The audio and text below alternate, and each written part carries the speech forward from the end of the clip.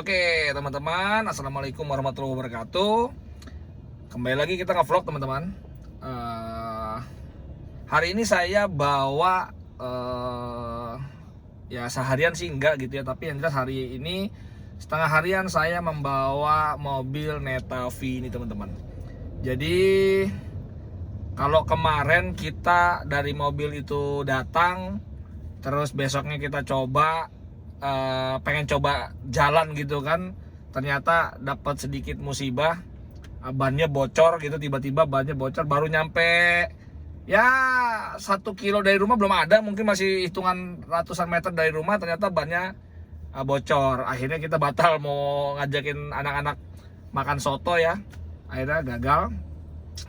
Ya sudah, mau nggak mau batal untuk mencoba mobil Neta ini secara agak jauhan dikit gitu ya. Tapi alhamdulillah hari ini saya bawa tadi ke kantor. Saya bawa ke kantor pagi hari.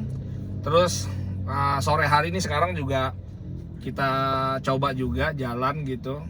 Alhamdulillah, impresi saya sih ya ini kita nggak ngelebih-ngelebihin ya, pokoknya nggak ngurang-ngurangin gitu. Jadi jujur dari pendapat pribadi aja lah gitu ya. Mungkin nanti teman-teman yang punya Neta juga bisa saling berbagi cerita gitu, gimana bawa mobil Neta tuh seperti apa sih gitu ya.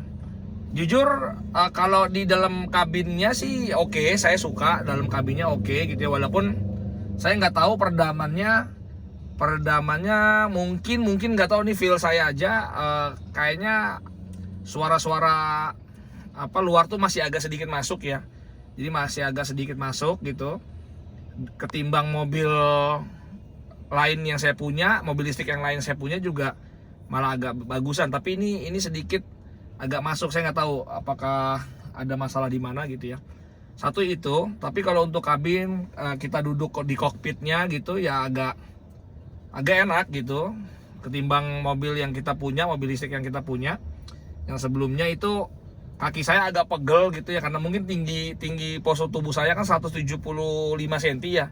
175 itu kan kayaknya nggak cocok juga kalau pakai Air-EV gitu ya, maksudnya ya karena ketinggian jadi kaki agak terlalu nekuk gitu. Tapi kalau ini dengan posisi saya 175, kaki saya agak lumayan bisa menopang bagus.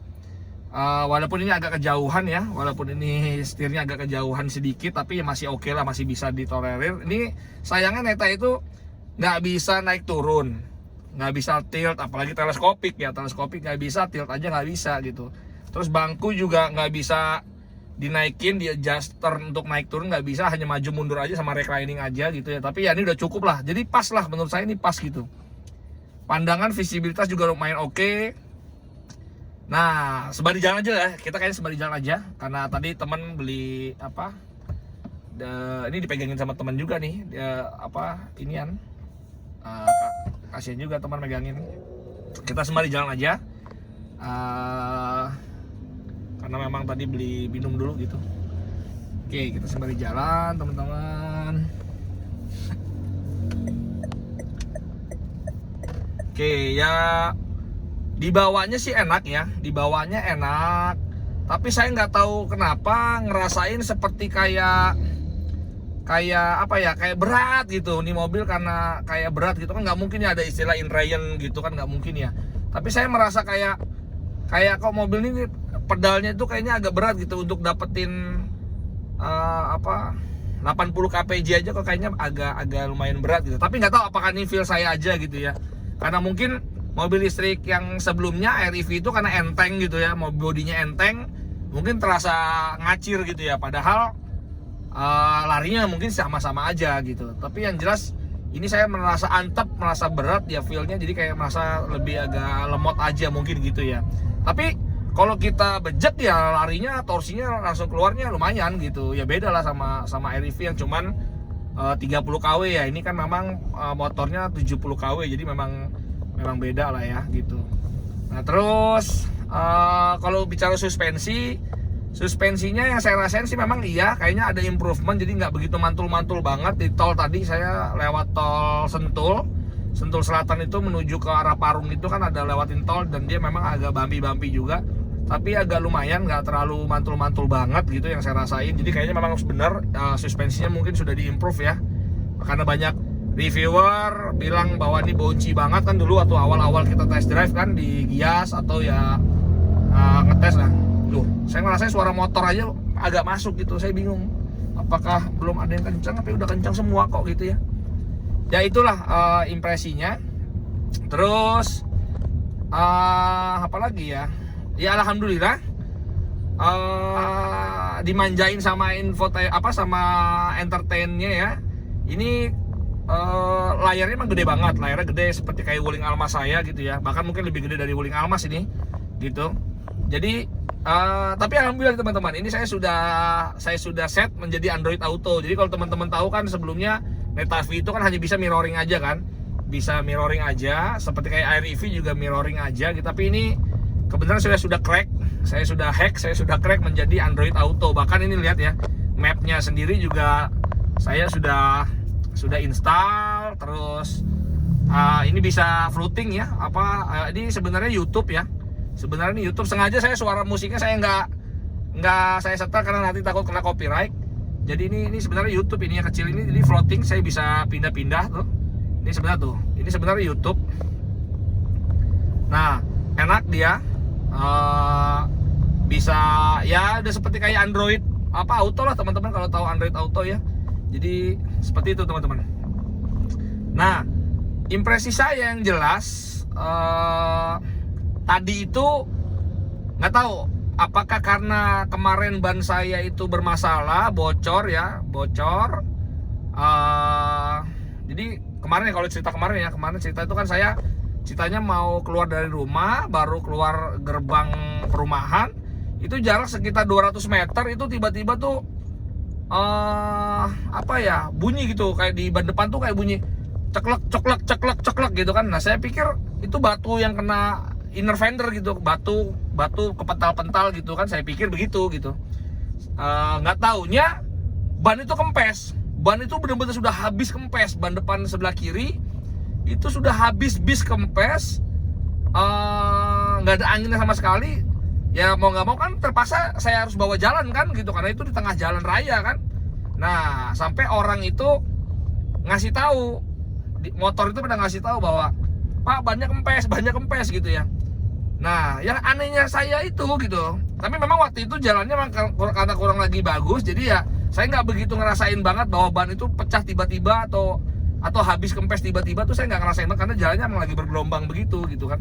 Nah yang saya nggak habis pikir, TPMS-nya tuh nggak jalan gitu. Nah kemarin saya sempat coba kontak Neta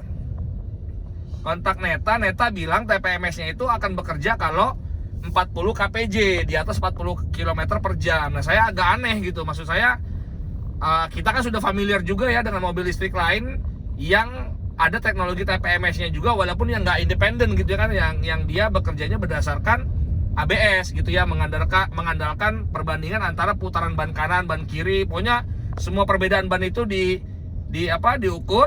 Jika ada anomali perbedaan putaran RPM itu baru akan dibikin jadi TPMS itu muncul gitu. Tapi ini kemarin nggak ada, padahal saya jalan itu dari titik kempes itu yang bunyi cetak-cetak itu sampai ke titik orang ngasih tahu itu mungkin sekitar 100 meter sampai 200 meter teman-teman.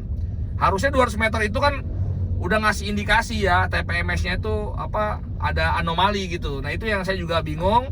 Tapi setelah saya kontak Neta, kata Neta, dealer itu bilang kalau di atas 40 kpj baru dia akan ngasih informasi. Nah ini yang saya juga harus saya cari tahu juga gitu ya. Nah karena kemarin itu dapat informasi bunyi cetak-cetak di ban itu, saya bilang, nah tadi itu saya bawa ke tol. Jadi ceritanya tadi saya bawa ke tol. Nah di tol itu lari di atas 90 kpj, itu getar semua teman-teman. Saya juga nggak tahu. Jadi tadi tuh benar-benar getar, sampai setir juga getar, body ini semua juga jadi getar gitu ya, seperti kayak engine mounting rusak gitu. Jadi kalau teman-teman punya mobil engine mountingnya rusak ya seperti kayak gitulah. Nah itu yang saya juga nggak habis pikir, kenapa kok sampai bergetar parah begitu gitu. Ini di depan lagi macet, ada orang yang lagi nyuci di tengah jalan, lihat. Nyuci di tengah jalan, ya begini deh. Namanya juga akamsi, anak kampung sekitar, jadi kita nggak berani ya teman-teman. Biarin aja lah, suka-suka dia lah, mau nyuci tengah jalan, ganggu jalan padahal. Nah seperti itu teman-teman. Jadi impresi hari ini gitu ya, saya bawa mobil ini tuh di tol itu lari 90 up ya, 90 up ya. Jadi pokoknya 90-100 gitu tuh getar semua nih, getar seperti kayak engine mounting mobil kalau lagi problem lah. Jadi bergetar banget tuh gitu. Jadi saya nggak nyaman. Tapi tadi saya sudah kontak dealer Neta. Kalau ya silakan aja didatang, dicek nanti apakah karena efek dari ban bocor kemarin, kan mau nggak mau kan harus dijalanin, mau nggak mau kan. Nah itu apakah jadi rusak bannya, jadinya balancingnya nggak bener, ya mungkin aja gitu ya, saya nggak tahu. Tapi intinya sih kita nanti mau cek gitu. Atau ya jangan-jangan ada bukan engine mounting tapi motor mounting gitu ya, motor mounting yang bermasalah, ya saya juga nggak tahu juga. Ya gitu teman-teman, apa impresi kita pertama kali pakai ini. Ya mobilnya sih nyaman, enak gitu ya, larinya juga. Tapi kalau lari saya masih belum puas karena merasa kayak larinya agak berat gitu ya. Berat itu macam-macam, saya nggak tahu apakah feel saya aja karena biasa bawa mobil listrik yang enteng, jadinya kesannya tuh lebih enteng gitu, lebih cepat gitu. Tapi ya kalau dilihat sih ya larinya normal-normal aja, kecepatan KPJ sih normal-normal aja gitu ya. Mungkin itu feel saya aja lah gitu. Sekarang saya belum bisa ngambil informasi tentang baterai, konsumsi baterai, karena saya jujur mobil datang itu lebih banyak ngutak-ngatik head unitnya. Jadi lebih banyak di dalam AC berjam-jam gitu. Kayak tadi malam aja saya bisa 3 jam 4 jaman di dalam mobil gitu, untuk cuma nyeting-nyeting ngehack si Android Autonya ini. Jadi head unit supaya support Android Auto. Tapi alhamdulillah sudah bisa jadi Android Auto sekarang nih, seperti ini kita enak banget, bisa YouTubean, bisa sembari kita mau pakai map juga bisa. Tuh ini jadi floating begini ya, ini juga mapnya juga jalan gitu. Tuh kita pakai mapnya juga jalan, jadi bagus. Ini yang saya suka gitu dibanding Air EV itu di lock dari ATPM-nya, jadi nggak bisa kita apa-apain gitu ya. Kalau ini alhamdulillah semuanya kebuka, jadi kita bisa edit lah gitu ya. Kita bisa melakukan modifikasi menu-menu apa aja yang kita mau gitu di sini. Pokoknya ini udah seperti kayak handphone kita aja gitu teman-teman. Oke, seperti itu. Saya belum bisa kasih review banyak gitu ya. Saya aja belum ngecas nih dari datang itu hari apa ya? Datang hari Sabtu. Sekarang hari Senin ya. Sekarang hari Senin itu saya belum sama sekali ngecas gitu. Kemarin sih sudah sempat muter-muter ya, cari makan paling gitu aja. Tapi belum ngecas sama sekali gitu ya. Kalau dilihat sih konsumsinya sekarang sudah 43%, masih bisa jalan 184 kilo. Jadi dengan 43% itu saya masih bisa jalan 184 kilo. Dan trip yang sudah ditempuh itu adalah 136 kilo. Itu kalau saya tambah itu cuma 325an lah. Cuma 325, padahal klaimnya kan 400 ya. Tapi ya saya nggak salahin karena memang karena ini mobil baru, jadi saya masih banyak terlalu aktivitas di dalam kabin karena nyeting-nyeting ini, masang dashcam dan segala macamnya. Nah ini dashcamnya teman-teman, ini sekalian promosi juga. Dashcamnya ini kita integrated, jadi nanti saya akan bikin vlog khusus. Ini buat teman-teman yang pemilik Neta bagus. Nah dashcamnya itu bentuknya tuh ini integrated dengan alat ininya. Jadi kita nggak nambah-nambah di sini mounting atau apa enggak. Jadi kita nempel langsung. Jadi ini kita buka, yang cover box ini kita buka, kita masukin. Jadi gantinya seperti itu. Nanti akan kita bikin ya vlog khusus gitu. Bahkan kita bisa lihat dari sini. Contoh ya. Ini salah satu contoh. Saya misalkan mau buka ini, nih dashcam. Tapi ini kalau dashcam saya harus connect dari wifi sini ke dashcamnya gitu. Ini kan sekarang saya lagi pakai buat YouTube ya. Saya lagi pakai buat YouTube, jadi nggak bisa nih. Jadi saya harus connect dulu dashcam ini dashcam ini tuh kita connect dulu pakai wifi-nya si dashcam ini supaya kita bisa monitoring gitu teman-teman. Nah itu baru bisa kalau apa? Ini contoh ya, kita coba aja deh, kita coba wireless-nya nih saya rubah sekarang. Saya pakai yang Netavi, ini karena saya kasih nama Netavi. Oke, sudah connect ya, Netavi sudah connect. Sekarang kita masuk ke yang tadi. Nah ini salah satu contoh nih. Ini jangan diikutin nih teman-teman ya. Ini lagi driving tapi sembari ngotak-ngatik, ini jangan diikutin nih. Nah ini contoh tuh. Nah ini bisa online nih. Nah ini contoh ya. Nah tuh lihat. Tuh kita langsung real time nih, bisa baca depan tuh. Tuh, jadi kita bisa langsung baca depan.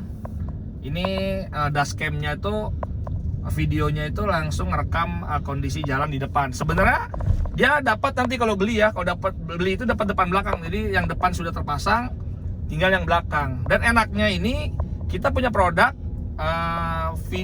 dashcam-nya itu integrated langsung nih, jadi nggak ditempel-tempel. Pokoknya bagus deh. Nanti buat teman-teman yang minat nanti bisa japri di YouTube kita atau komen di YouTube kita nanti gitu. Tuh lihat ya, jadi kita bisa langsung bisa punya kamera depan langsung lah ibaratnya gitu. Oke gitu teman-teman, impresi pertama kita. Saya belum bisa banyak ngasih gambaran Netavi ini seperti apa, apalagi masalah nanti baterainya, jarak tempuhnya gitu ya, kestabilannya dan segala macam saya belum bisa banyak gitu. Nanti para pengguna Netavi kita saling berbagi lah. Kita saling berbagi seperti apa. Tapi yang jelas tadi ya, improvementnya tuh sudah diimprove perihal bonci itu. Boncinya tuh udah nggak bonci banget. Jadi benar ini udah terimprove banget. Nggak terlalu bonci banget. Terus sama ini, sama tuas ya. Tuas untuk wiper itu udah berubah juga sekarang. Jadi nggak lagi tuas kecil gitu ya, jadi diputar seperti kayak mobil-mobil normal lah, mobil-mobil Jepang gitu ya. Paling itu teman-teman. Oh iya, satu lagi, kemarin tuh sempat karena kita sudah pakai mobil ini malam-malam, memang saya ngerasain lampu depannya itu kurang terang. Saya nggak tahu, nanti teman-teman komen lah ya yang udah pakai Netavi, coba komen apakah lampu depannya itu kurang terang gitu. Saya merasain kurang terang, tapi saya akan ganti sih, yang jelas saya akan ganti pakai lampu LED. Saya udah beli sih lampu LED-nya, saya udah beli LED apa ya, yang pakai balas gitu, saya udah beli. Nanti saya tinggal ganti aja, mudah-mudahan akan lebih better ya, pakai yang LED. Karena kan yang ini sekarang masih halogen ya, masih halogen. Nanti kita akan rubah teman-teman. Paling gitu dulu teman-teman, biar nggak kepanjangan videonya. Nanti kita sama-sama berbagi. Tunggu terus aja channel tentang seluk-beluknya si Netavi ini. Nanti kekurangannya apa, kelebihannya apa gitu, nanti saya akan kupas tuntas buat teman-teman. Oke, sampai ketemu lagi di vlog kita berikutnya. Assalamualaikum warahmatullahi wabarakatuh. Bye bye.